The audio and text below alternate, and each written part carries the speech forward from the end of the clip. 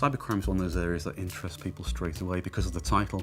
It sounds very techy though, and that misleads people slightly, because really it means any sort of case that involves a computer, whether it's an offence through or using a computer. Pure cybercrime offences, ones where people use a computer and the target is a computer, for example, stealing someone's online bank details or hacking into a computer to get personal data. But then on top of that, you've also got the spectrum of offences which can now use a computer as part of the evidential trail. So at one end, you've got somebody who's abusing someone on Twitter or being abused on Twitter, and of course it's cybercrime and you can see that. But at the other end, driving offences could be included in that.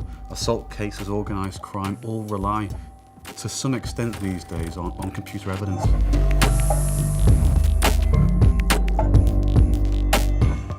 I've seen a case where the crucial evidence involved cell site data.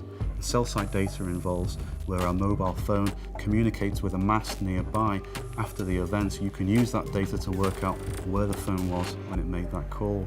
So again, the computer data is crucial.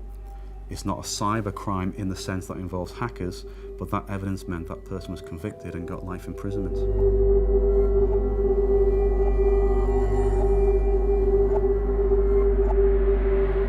Computers are something that I deal with every day.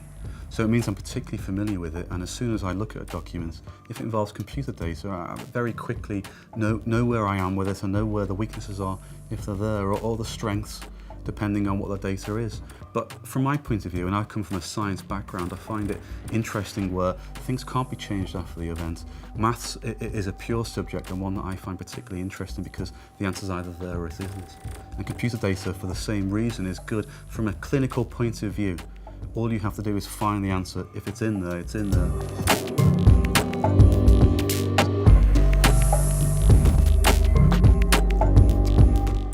There aren't many lawyers who do this, and especially there aren't many lawyers who do it to the level that I do it. I've got a client base from the southernmost part of England right up to the north and to Scotland.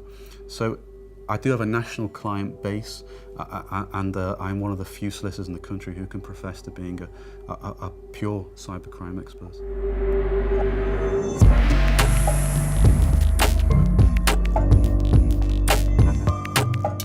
When you've been looking at documents day to day and you've been reaching a point where you can go into court, to finally go in, win it on a technical point and walk out with a client smiling behind you, you know you've had a good day at the office.